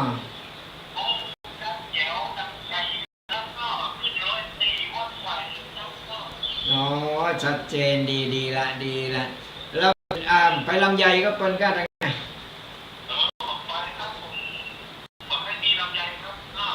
บ่ใครมีเนาะตั้งระปุกนิ้วปนหนูลำไยกัน ดีละดีดีแล้วที่มีบ้านอยู่ ไปกำลังใจกันเนอะฟังแล้วเคิมเลย ไปกำลังใจกันบุญรักษาเจริญปอนฮัลโหลโทรมาใหม่เนอะสายรุดไปละโทรกันเข้ามาใหม่แต่เจ้าติดสาย0826112245ฟังอยู่ตั้งใดโทรกันมาเป็นกำลังอกกำลังใจกันสลายกันโยมโอ้ยวันนี้ตั้งติ๊กต็อกเขาก็คอมเมนต์กันมานะมาหลายอนุโมทนาบุญตัวเนอะเป็นกลุ่มเป็นกีมกันฟังธรรมะก็ยี่แหละสลายญาติโยมทั้งหลายสบายจะไปซีเลเขตกันนักหนาขออนุญาตก่อนเนอะเจริญพรโยมจูนเป็นไงบ้างช่วงนี้สบายดีเนาะ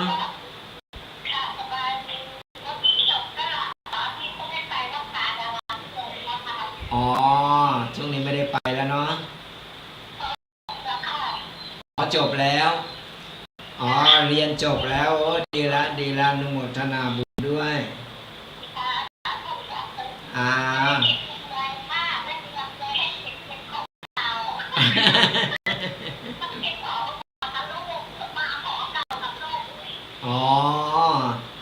ดีละทำใจเนาะ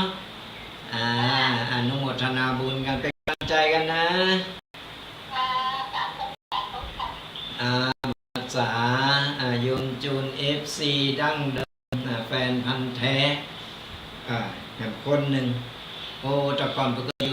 ใกล้ๆมาเดียวเพิ่นอยู่ไกลละเลยมึนๆปะกันเฮเตอร์นึงเป็นตำส้มจังเอาตำส้มเอาอย่างมาถวาย แกงเป๊ะแกงหน่อไม้ของหมักเฮานะไปอยู่ไกลๆแกงเป๊ะจางก็เอามาถวาย ชอบกินมันเป็นอาหารที่ว่าบางคนก็ชอบเนี่ยเรื่องหน่อเรื่องกินแล้วก็โปรดเพราะว่าโปรดของเรานี่ของโปรดแต่นะจะกินแล้วบ่โปรดแต่ว่าเป็นของหมักชอบกินหน่อไม่หน่อโอหน่อดองนี่นะก็หน่อส้มหน่อไม่ส้มพูดถึงเรื่องหน่อไม่ส้มนี่กะลำนะเอามาแกงส้มจับลัดแกงใส่ปลาเนาะใส่ใบใบบางรักนะใส่หายหน่อยลำปูแล้วขยาโทรกันเข้ามา0826112245โทรมาเป็นกูเป็นเกมมาเคยมาตักมาทายกันเขาก็จะได้หูว่าสนาญาติโยมฟังกันอยู่ตั้งใดพองเยพองกามีอย่างจะได้เอิ่นได้จะได้เอ่ยกันได้วันนี้แม่ครูเขาไปจังใดบอกหูเนอะบ่ยอมเป็นนัมเบอร์วันแล้ววันนี้หลักไข่โหอยู่กับหัว ก็ติดตามตัวกันไปสะดวกตั้งใดก็ฟังกันได้เพราะว่าจะช่อง YouTube กลุ่มไลน์หรือว่า TikTok พอได้ตั้งย้อนหลังก็ได้ไปบัดตันโมโนการโนงานก็พอย้อนหลังพอแล้วก็จะไปลืมเนอะกดไลค์กดแชร์กดติดตามกันกดไลค์กดแชร์กดติดตามพอเราจะได้พบบุญเอามีเหยาก็จะได้มามามาเล่าสู่สลายญาติโยมฟังกันก็สามารถฟังได้หลายๆช่องทางเพราะว่าจะตั้งสถานีวิทยุวัดไฟหินของเราก็มีเครือข่ายหลายที่กระจายกันไปสะดวกสบายสมัยเทคโนโลยีอย่างที่บอกนะเขาก็ต้องใช้เทคโนโลยีมันมีประโยชน์มันประโยชน์บัจจัยว่าหันเนี่ยยังก็ตุเจ้ายังมาเล่น TikTok ตุเจ้ายังมาเล่นไลน์เล่นเฟซเขาเล่นมันเกิดประโยชน์เขาบ่ได้เล่นในทางที่เสริมเสียสมัยบัดเดียวสมัยตักก่อนถึงสมัยตักก่อนสลายญาติอยู่ระหว่างเขารอโทรศัพท์นี่ก็เขาก็จะไปเรื่อยๆไปสะดวกก็โทรกันเข้ามาสมัยตักก่อนเขาจะติดต่อกับหาลูกหาหลานจะติดต่อหาไผ่คนใดคนหนึ่งบอกว่าสมัยเดียวนี้เราอ่อนมาเดียวนี้มันบอกจักหรอกโดนที่สุดก็คือโทรเลขตอนนั้นอาตมาภาพยังตัวน้อยอยู่ยังเคยใจอยู่อย่างที่บอกอาตมาภาพอยู่ไปใจชีวิตอยู่กรุงเทพ40 กว่าปีพ่อแม่อยู่ทั้งบ้านอยู่ละคุณกึดเติงหาโอ้ยก็จะโทรศัพท์ก็บ่มียังก็บ่มีสมัยนั้นมันจะมีโดนที่สุดก็คือโทรเลขส่งจดหมายไปกับปุ่นเป็นติดกว่าจะถึงพ่อแม่โทรเลขไปกับกำหนึ่งก็เพิ่นคิดเป็นกำจำว่าได้แล้วกำตัวใดมันก็จะตอกแล้วป๊อกเอายังจำความได้อยู่ก็เลยไปถึงนักก็ไม่ใจได้นักก็หมดเงินหนักโอ้แล้วก็เพิ่นก็พัฒนากันมาจนถึงวันนี้อยู่ต่างประเทศยังพอหาหน้ากันอยู่นี่ยังพอหน้ายังหันหน้ากันได้ใครโหกันได้จะกันไปชั่วโมง2 ชั่วโมงก็เรื่องของเฮานะเนี่ยวิวัฒนาการมันเปลี่ยนแปลงมันพัฒนาขึ้นติ๊ก คนเฮาเหมือนกันคนเฮาเนี่ยถึงจะแก่จะเฒ่าถึงจะอายุเท่าใดก็ตามเฮาก็ต้องปรับปรุงแล้วก็พัฒนาโตะเก่าก็น้องว่าอัปเดตโตะเก่ามันตันเหตุการณ์ในหลักธรรมเพิ่นว่าคืออยู่ในปัจจุบันพอถึงวันนี้ของกูอย่างบ่มีกันบ่มีเต็งบ่มีอันหยังที่เต็งแต่แน่นอนมันเปลี่ยนแปลงตลอดเวลาทุกวินาทีเราก็ต้องเปลี่ยนแปลงอัปเดตโตะเก่ามันตันมันได้เห็นหู้ตราบใดที่เรามีชีวิตอยู่การเห็นหู้บ่มีการคำว่าจบเห็นจบแล้วมันเข้าใจเห็นจบแล้วเมื่อเราล่มหายตายจากไปแล้วนั่นคือจบชีวิตจบกูสิ่งทุกอย่างได้ชีวิตใน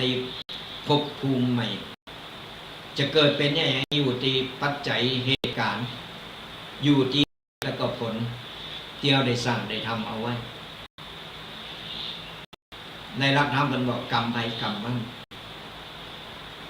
เนี่ยสลาญาติโยมทั้งหลายเพราะฉะนั้นเราไม่ต้องไปว่าก่อนตูเจ้ามาใจสื่อเทคโนโลยีต่างๆอันนั้นก็ผิดอันนี้ก็ผิดในพระวินัยมันไม่ได้มีบัญญัติแต่เราจะไปหือมันใจอย่างทำอย่างจะไปหือมันเป็นข้อกล่าวหานินทาหรือว่าโลกวัชชะเป็นโลกติเตนใจปอมอกปอโคนใจมันถูกละเทศะใจมันถูกตีถูกตาอย่าจะมาไล่สดจัดรายการหือธรรมะโทรศัพท์มีเครื่องใจเครื่องเสียงเพื่ออย่างเพื่อเขาเผยแผ่ศาสนาเผยแผ่ธรรมะเขาต้องพอเหตุแล้วก็ผลปัจจัยสักแต่ว่าพัฒนาโตเก่าแล้วคอยตีคอยว่าคอยเอาเดิมมาอู้มาว่าพิษศีลพิษหันพิษนี่ทั้งที่ว่าโตเก่าก็บอกว่าพิษศีลข้อไหนหันเปิ้นว่าก็ว่าตัวนั่นเราต้องแยกถูกก็ใจเกิดประโยชน์ก็ใจในทางที่เสื่อมเสียก็เอาไปวิดีโอคอลคนนั้นคนนี้ก็นี่เอาต้องแยกถูกปัจจัยสักแต่ว่าจะว่าก็ว่า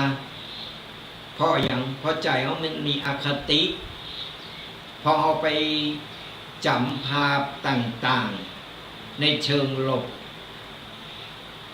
พอจำภาพนั้นมาปุ๊บทีนี้ก็มองไผพอไผกับความอคติมันเป็นสนิมก็อยู่ในใจเลย มันเป็นสนิมก็อยู่ในใจแล้วมันก็เลยกลายเป็นว่าพระเยะยังก็ผิดหมดเขาต้องศึกษาเห็นหูดีก่อนที่จะว่าก่อนที่เขาจะว่าจะติไผเขาต้องพอโตเก่าก่อนสำรวจโตเก่ามือดีก่อนเขาดีพร้อมหรือยังเขามีข้อผิดพลาดตรงไหนเขาจะไปสอนเปิ้นจะไปว่าเปิ้นจะไปด่าเปิ้นเขาพร้อมก่อนเขามีสันหลังวะอยู่ก่อนในเมื่อมีหมู่นี้เขาต้องไปว่าเปิ้นเขาปรับปรุงโตเก่า บางคนหูเบาหูยังโอโตเก่าสอนคนนั้นสอนคนนี้สอนไปโทหมดว่าโตเก่าเป็นอันนั้นเป็นอันนี้จบจากหันจากนี่มาโอ้ยโปรไฟล์สูง แต่บ่เคยสอนโตเก่าสอนโตเก่าบ่ได้ประพฤติปฏิบัติโตเก่าบ่ได้แต่ไปสอนคนอื่นมันย้อนแย้งเหมือนก็หลอกโตเก่าคนหมู่นี้ประเภทนี้เพิ่นฮ้อเป็นคนมีปมดอกชอบไปติไปตามไปคุยคนนั้นว่าคนนี้ใส่ร้ายคนนั้นคนนี้คนตัวเก่าดีอยู่คนเดียวมีนักมีหลายคนประเภทนึงอันนี้เพิ่นฮ้อว่าเป็นกรรมของเพิ่นกรรมเก่าของเพิ่นทำมือเพิ่นได้ออกมาเป็นนี้แล้วเพิ่นก็จะใจกรรมต่อไปถ้าตราบได้เพิ่นแบบปรับปรุงตัวกรรม ถ้ายังทำต่อมันก็จะซ้ำๆซากๆอยู่อย่างนั้นแต่หูจักแก้ไขและปรับปรุงตัวกรรมผู้สิ่งผู้อย่างมันก็จะเบาบางลดน้อยถอยลงไปมันแปลว่าหายหมดกรรมได้ให้ทำอย่างไรก็จะต้องได้อย่างนั้นแต่ในเมื่อเราทำกรรมดีคือมันหนักสร้างบุญสร้างกุศลไว้หนักมันก็จะไปกบเกินคือมันลดน้อยถอยลงมาจากหนักกลายเป็นเบาได้แต่ถ้าเราเนี่ยยังทำพฤติกรรมบ่เป็นพฤติกรรมโตเก่าโอ้ฉันได้เล่าคนนั้นได้ว่าคนนี้มีความสุขก็ยิ่งสร้างกรรมโตเก่าขึ้นไปจิกๆเนี่ยสดาญาติโยมทั้งหลายเฮามาพินิจพิจารณาโตเก่าเพราะว่าในมือเฮาฟังธรรมะเฮาหันมาฟังธรรมะแล้วแสดงว่าจิตใจเฮายังดีอยู่จิตใจเฮายังมีหวังอยู่สามารถกลับตัวกลับใจได้เฮาเปลี่ยนแปลงอะไรอย่างบ่ได้เฮาเปลี่ยนแปลงนิสัยใจพอจิตใจเฮาดีกว่าจบที่เฮาหมดอยู่ที่ว่าเฮาจะทำจะลงมือทำหรือบ่ทำก็เราลงมือทำมันก็เกิดผลประโยชน์เนี่ยแต่ก็เราลงมือทำมันก็จะเกิดผลประโยชน์นั้นๆก็โตกับก็ฝากกันเอาไว้โทรกันเข้ามายังมีเวลาเหลืออยู่สดาญาติโยมทั้งหลายติดตามรายการกันไปเรื่อยๆกับรายการธรรมะกำยองกับตุกเจ้ายองป่าซางฟังธรรมะสบายสไตล์ตุกปีแดงวัดบางกอกทุกๆวันเสาร์ตั้งแต่เวลา 8 โมงจนถึง 10 โมง2 ชั่วโมงเต็มกับรายการธรรมะกำยอง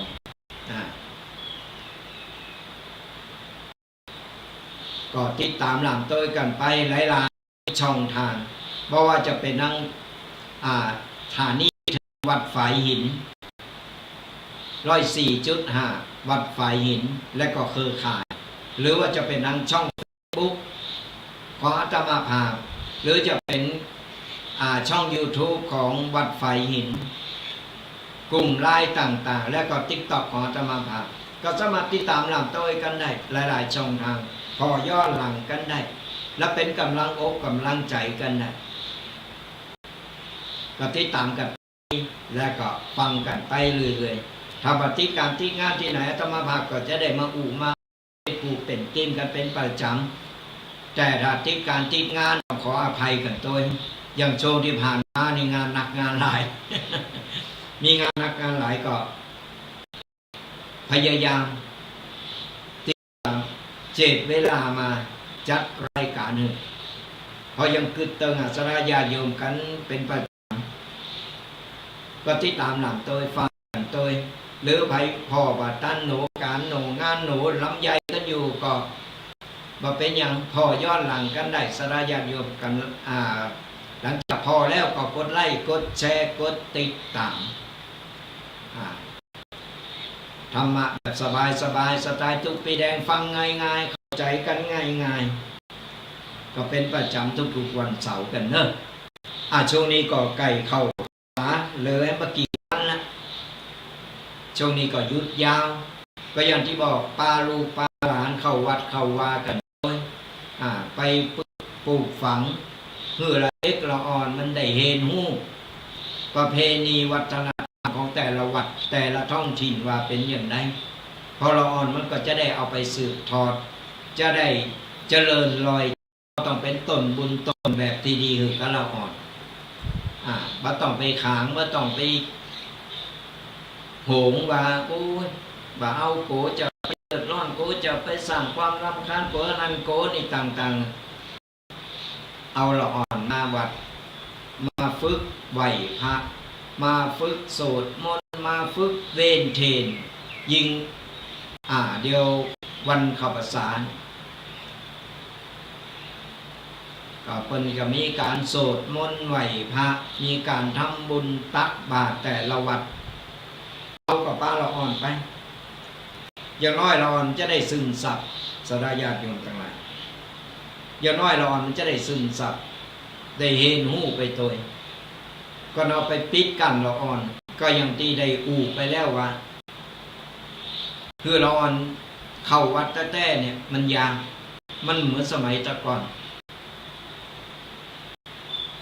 สมัยตะก่อนนี้ละอ่อนประจายจะต้องโบสถ์เพื่อศึกษาพระธรรมวินัยโบสถ์ในการปิดภาคเลนปิดภาคฤดูร้อนกันนี่คนใหญ่จะโบสถ์ก่อนเข้าพรรษาโบสถ์เข้าพรรษาเพื่อคัดเก้าจิตใจก็เป็นเรื่องดีสิ่งดีแต่สมัยบัดเดียวนี้มันหายากไม่เคยมีพวกเขาไปโจรลูกมาโบสถ์หน่อยโจรหลานมาโบสถ์นะมันกำลังเห็นมันกำลังเห็นพิเศษต่างๆนานาหลาตำราไปเอามาตู้เจ้าในวัดแต่ละวัดนี่มีตู้เจ้าอยู่ตนเดียว2 ตนบางวัดก็บอกมีสักตนไปสอบตู้เจ้าไหนก็มีตู้เจ้าเขมไม่เห็นนะวัดห้างวัดล่างนี่ก็มีหนักละเวลามีวัดห้างวัดล่างเอาตู้เจ้าไปอยู่เปิ้งใจคุยเพื่อนแหมคือได้ดังใจโต๊ะเก่าบัดถูกใจเจ้าตัวนี้บัดถูกใจอันนั้นอันนี้เขาก็ต้องทำใจสลายโยมต่างหลายมันถูกใจไปหมดมันไปไม่ได้มันมีได้มีเสปะปนไป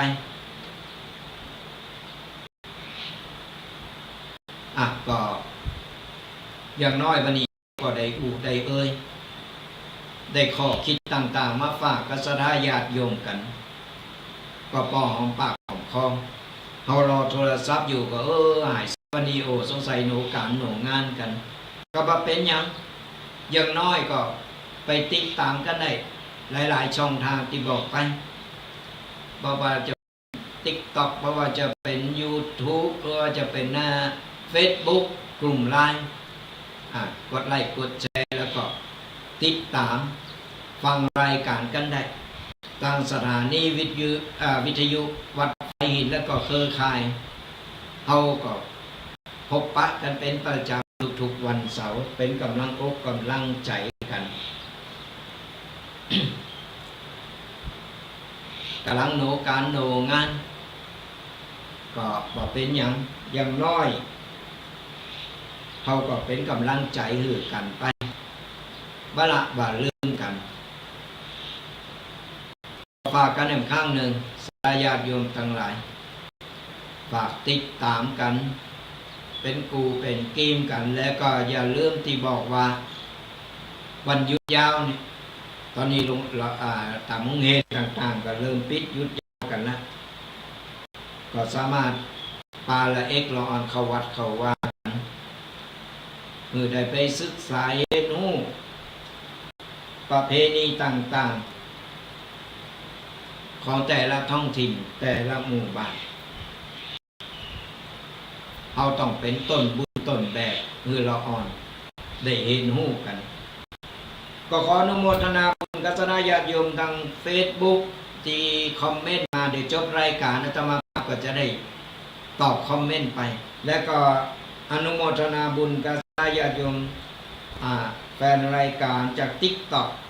คอมเมนต์กันมานักมาหลายให้มาเป็นกำลังใจครับก็นับก็หลายก็ขออนุโมทนาบุญตัวขออนุโมทนาบุญเดียวจบรายการแล้วก็วางเว้นเจ้าภารกิจการงานแล้วก็จะได้ตอบคอมเมนต์ศรัทธาญาติโยมกันเอาล่ะญาติโยมทั้งหลายสุดท้ายนี้ก็พอนาฬิกาเหลือเวลา5 นาทีก็จะปั่นป้อนหือกศรัทธาญาติโยมที่ฟังรายการติดตามรายการแฟนรายการกันมา